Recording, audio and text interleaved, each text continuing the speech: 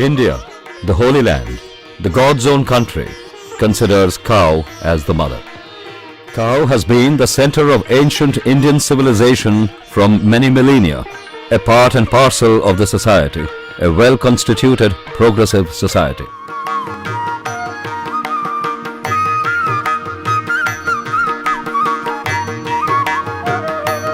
India, being colonized from centuries, did not lose its independence for the very reason that villages were self-sufficient and cows formed the most fundamental part of self-sufficient living. How then something so precious be foregone, something unimaginable, and repercussions beyond calculations? This very feeling urged the well-known First War of Indian Independence in 1857, also known as the Sepoy Mutiny. The Sepoys were asked to use cartridges made from slaughtered cow fat, and what followed was a great revolt. This very issue united the whole India beyond religion, caste, creed and sex. Mahatma Gandhi led the nation to independence in 1947 based on non-violence. He said, "A nation can be determined by the way it treats animals."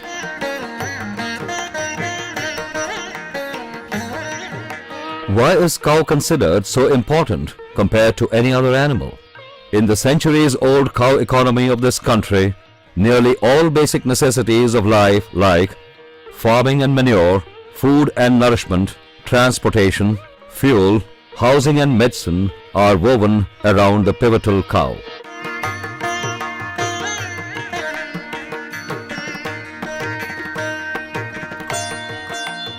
Milk is the first food a child takes to survive.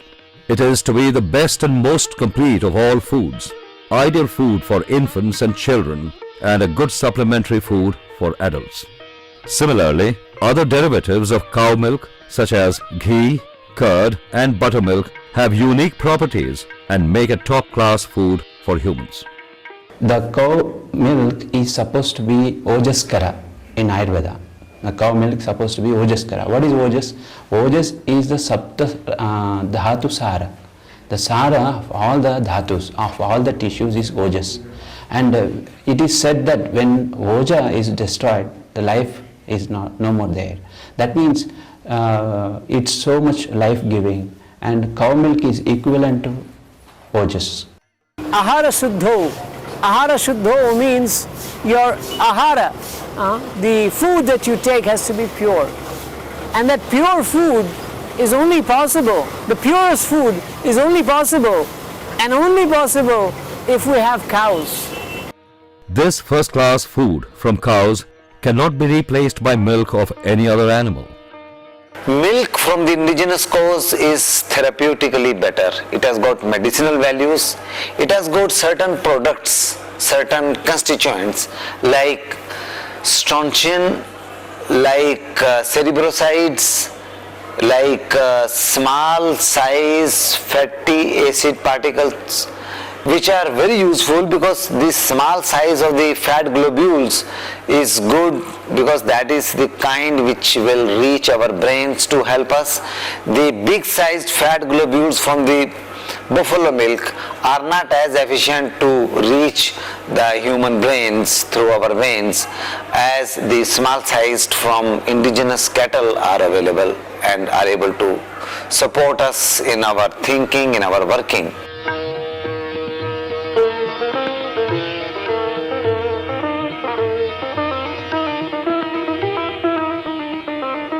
India is said to live in its villages.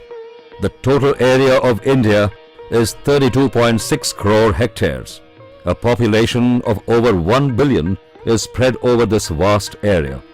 Of this, 82% is in approximately 7 lakh villages, with nearly half of these villages having less than 500 people.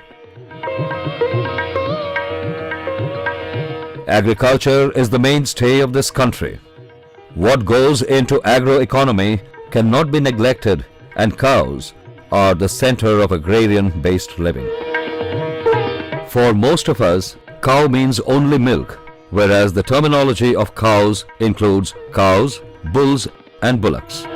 She is considered to be the mother the very reason that we take milk from her, and bulls as the father, the very reason it plows the land to feed us. The fact that male buffaloes cannot be used for plowing is less known. Replacing the bulls with tractors is no solution too.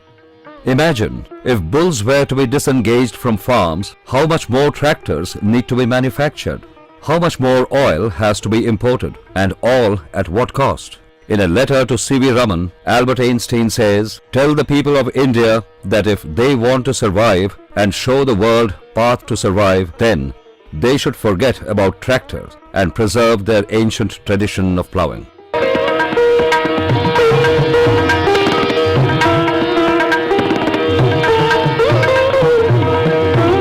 India today has nearly 40 crore acres under the crop. To switch this area over to mechanized farming, more than 5 million tractors will be required, against which we have today only a meager 31,000.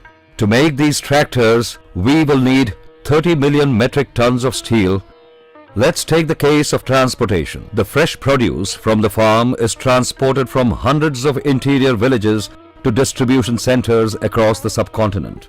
70% of your food today comes on bullock carts. If bullocks were not there in India today, God knows how much we would have to spend on importing petroleum products. Technology seems to surpass these transportation means, but certainly cannot take it out, though it is attempting to do so. Cow dung, unlike excreta of any other animal, can be used as fuel, medicine, building material, and much more. Experts say there are over 101 uses of cow dung. It is considered to be the abode of wealth, a fundamental element of economy. If we were to use cow dung extensively, then energy needs can be met, traditional medicine can be revived, cheap fuel will be available to masses, food grains can be produced and made available at cheaper rates, fertilizers will be cheaply available to us, and soil will retain its fertility. Simply using cow dung as manure is what forms a fundamental part of the well-known organic farming. I do admit that the yield will be low to begin with, and it may not catch up with the yield which you normally get with the chemical fertilizers, but the production is sustainable and the soil condition will never deteriorate. So you can do the farming years after years, and which is known as sustainable farming. So here it is a sustainable consumption, sustainable production and sustainable farming, and that's why if we take care of all these factors and then put it through an integration, then it will be possible for doing the real kind of organic farming, which is in great demand not only in our country but abroad also.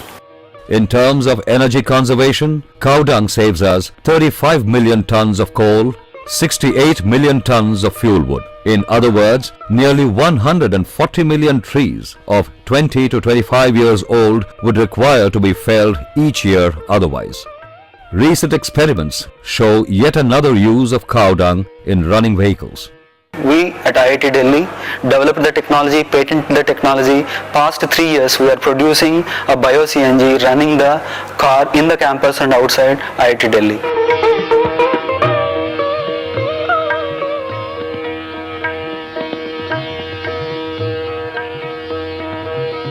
Cow urine has been known to have medicinal benefits. In Sushruta Samhita, cow urine is considered to be elixir of life. It has all the essential elements that compensate for deficiency of nutrients in the human body.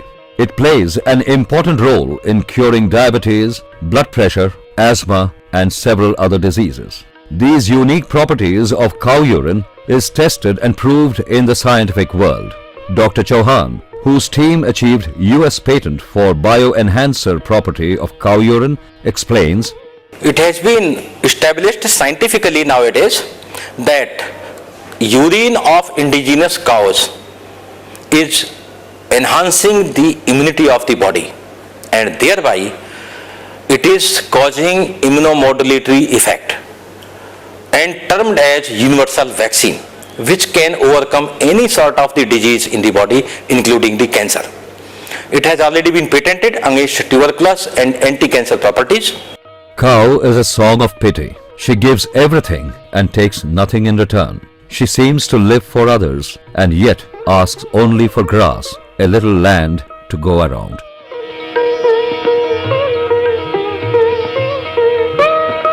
India, where more than 80% non-beef eaters reside, is now world's third largest exporter of cow meat. They are no more cared for, protected, nor utilized properly. With all the service they do to human race, they have only seen abuse, termed unproductive and slaughtered mercilessly, all in the name of economy. Today your whole economy is living on petroleum. In every aspect of your life, we have petroleum. Even the button that I'm wearing has petroleum. It's a petroleum byproduct. Everything that we have around us, electricity, our clothes, our food has petroleum byproducts. So it is practically all pervading it today. So if we take away petroleum all of a sudden today away from our life, you can imagine what a collapse will take place. In the same manner, cows had their position or has their position in a natural system. Cows are the mainstay of our society. The day we are eliminating cows from our society, we are calling ourselves into great economic danger, social danger and a political danger, because we will become 100% dependent nation. Cow gives us independence from such dependencies. What kind of economic policy is followed when a slaughtered cow fetches only 20,000 rupees, while the same cow in its lifetime can provide income of 3 lakh rupees by way of milk, urine and dung? In fact, countries like Britain have stopped giving licenses to slaughterhouses, whereas India is on a sort of spree to increase their number, which is absolutely ridiculous. The value of the output from it would be around 3 lakhs, which is equivalent to 20,000 each year. That means we are foregoing a profit of 2,80,000 rupees by just sending a cow to a slaughterhouse for earning foreign exchange. While the number of cattle population is decreasing rapidly, cows are dragged into slaughterhouses mercilessly. There is a lot of increase in the population of human beings, and that has led to urbanization. Because of this urbanization, the grazing lands of the cattle have been reduced, have been squeezed, and now mostly these are not available, or very little of them are available. Grazing lands have had a very good meaning, because when the grazing lands are there, then the animals can even eat the herbs which go, and these come out in the form of milk, and then that goes into our diet, and that gives benefits to us. Now this combination has been broken by urbanization. With this scenario in front of us, where the number is coming down and the rate of decrease in the number of indigenous population is also very high. It was 5% in the years 92 to 97, and this decrease was 10%. It was 5% earlier, but it was 10% in the next 5 years, from 97 to 2002-03. And the next census is presently happening, and we might see the figures which we are afraid might come more than 10%, and if that is so, then we will be really placed in a very odd situation of our indigenous breeds. Home for 120 indigenous breed of cows, India is now watching the number coming down to 30, and all endangered. When we talk about the Panchagavyas, there are more Gavyas. Like for example, after the Kshira, Dadi, then Grutha, Gomutra, Gomaya, we have got a lot of other Gavyas like butter, buttermilk, takra, and then cream. A lot of other products are available of the cow. As a Ayurvedic Vaidya, if you ask me to practice Ayurveda without these products, it's not possible for me. It's not possible for me to advise the prevention of diseases without the Gavyas. The most the priority, if you ask me what is the priority today, the priority is to conserve all the breeds of India, to do a lot of investigations into their qualities, to do a lot of scientific research into how they are useful, where to prove how it can be useful for the society. This institute on cow science and technology is necessary to carry out the research on cow urine induced immunomodulation in human beings and animals to control the infections in next centuries. See that unless such a change occurs and unless the NGOs and the government moves towards re-establishing the cow in our culture, I am afraid we will not be a stable food security, a country with stable food security. History has told us any country which is strong can be so only if there is a food security. Trouble for these animals start right before they are even slaughtered. While they're transported, wherever they're transported from, they're transported mostly in trains. For them to get till the city of destination, they're transported in a train. And in a train compartment, about 15 cows can actually be transported in one single compartment. But about 40 of these animals are crammed into one single compartment. And in this compartment, to try to adjust into that space, each of them keep moving here and there, and they hurt each other with their horns. And by the time they reach the destination, they hurt each other to an extent where most of them cannot even move. Most of them cannot even walk by then. And at the time of destination, where they have to be loaded into another transportation, like when they have to get into another lorry, because they cannot move, they take some chili, or they're either whipped to get up from that place, or they take some chili and it's rubbed into their eyes, or it is rubbed into their noses, just so that they can move and they can be put into the next vehicle, where they're again transported into those vehicles, and they are taken from there into the slaughterhouse. They're transported to the next destination, in which they're taken to another open space, where again all the animals are crammed up with no space to stand or sit. Most of these animals are either beaten properly on their legs or whatever. Most of their legs are broken. Each of these animals, they are pathetic in state to look at. Most of them are bloodied in condition. They are already bleeding, and they are very sad, in a very sad state. And by this time, most of them are in such a shape they cannot even stand.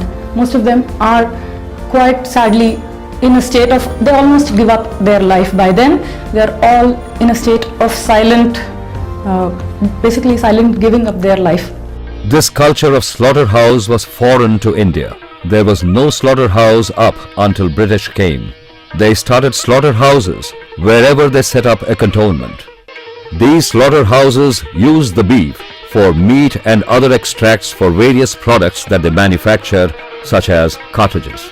With this very understanding, freedom fighters sought after closure of slaughterhouses as the first agenda of the independent India in 1947, including Mahatma Gandhi.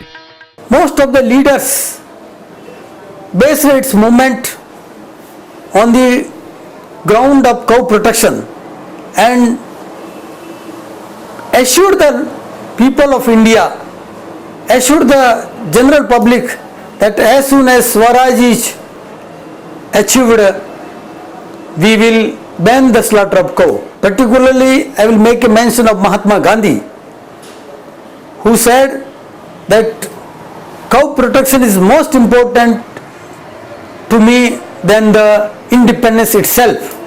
The animals are kept in this open space for about 4 days without food and water, and within these 4 days they become almost useless. And then at this point, either their eyes are poked out or their legs are broken, just so that a letter of uselessness can be given by the veterinarian, because according to the government of India, an animal in good health cannot be slaughtered. So just so that they can get this letter, their eyes are poked out or their legs are broken, basically just to obtain this certificate. And once that is done, then the animal is taken in for slaughter, the last place inside the slaughterhouse. Once the animal gets into the slaughterhouse, hot water sprayed onto the animal for about 5 minutes, and the heat of this water is about 200 degrees. 5 minutes of this spray, the animal is not dead, but it faints at this point. This is done so that the skin on the animal becomes soft, just so that this leather or this skin can be taken out easily from the body of the animal, because the leather sells obviously. And then the animal is hung upside down on a conveyor belt, wherein it starts passing. All this is done in full view of other animals. Actually, even this is illegal. An animal is supposed to be slaughtered separately when another animal cannot watch it. But all this is done in full view of other animals, and all the other animals are viewing this entire thing in distress, in fear. Now, when this animal is hung upside down on a conveyor belt, its throat is slit half, just so that the blood starts dripping. It cannot be slit completely because it cannot die completely. The blood has to drip away completely from its body, which will happen only if the animal is alive. It should not die completely. Then the blood starts dripping and the animal starts moving slowly on the conveyor belt. Then a hole is made in its stomach on one side, and air is pumped into its stomach so that the body of the animal is swollen. And then the leather or the skin is removed, peeled from the animal's body while it is still alive once again. And then the animal is cut into 4 pieces: head, the legs and the body and the different parts. And then this is how an animal is killed in a slaughterhouse. And this is what happens in our slaughterhouses in a very, very legal way, which is actually extremely illegal. But obviously, we are not allowed entry into these slaughterhouses. It's possibly easier to get into your parliament than to get into a slaughterhouse. And by the time you get entry into a slaughterhouse, all these things are well covered, and obviously you don't get to see all these things. Each person in these slaughterhouses is paid a salary of about 50 to 75,000, and obviously you will not get to hear these horror stories from them because they are well paid to keep their mouth closed.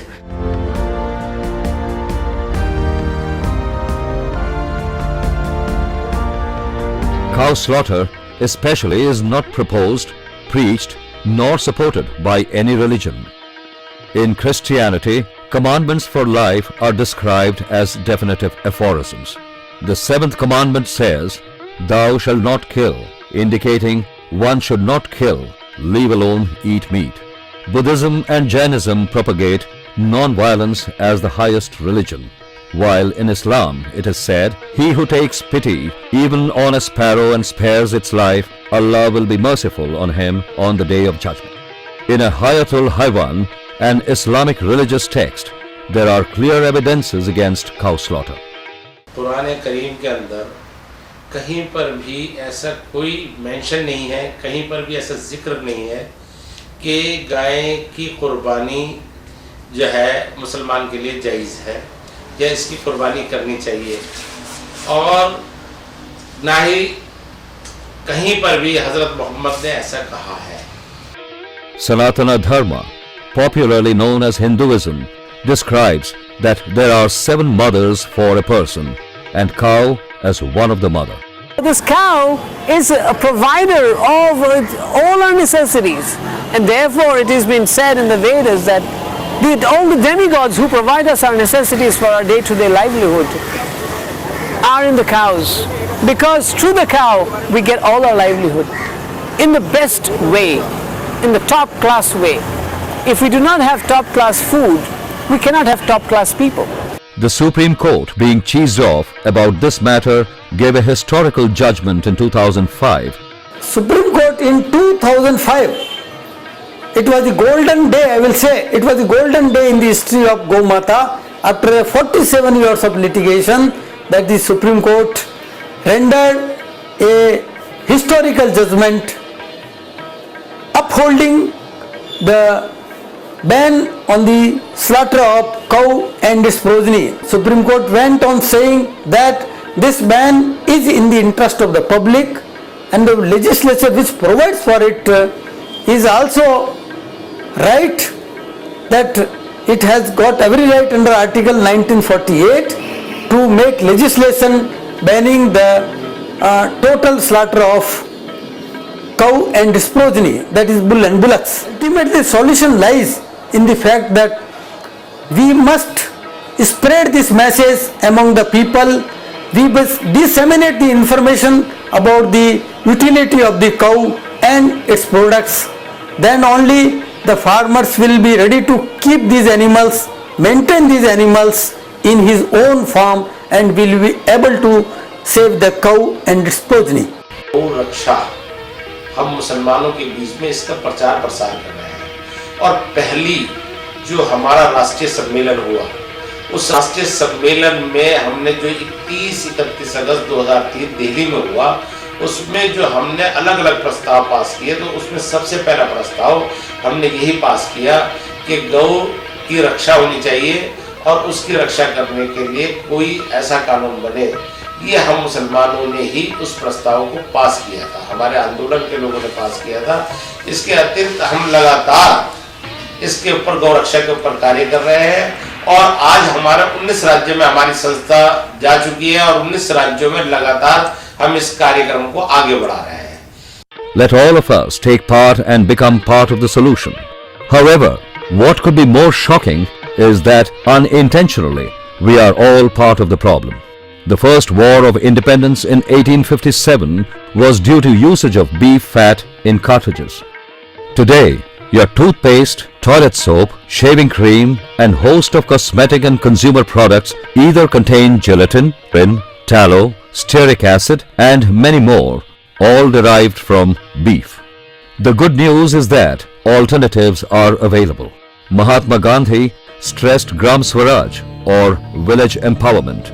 Unless we have self-sufficient, locally governed and God-conscious agrarian-based communities, the final solution will not come forth. Applying the principles of self-sufficiency, which is based on God-conscious principles, which includes the presence very much of realized individuals such as Brahmanas, and which has at the center and as a beginning focal point the protection of cows. There is no way that society can be properly organized, and there is no solution. Each one of us need to take part in making such farm communities. If sanity still has its place in this sacred country, then what is needed to realize that it is the 11th hour? An hour left to come together and lay down roadmap for recovery. An hour to gain true independence. Let us save our cows to save ourselves, our planet.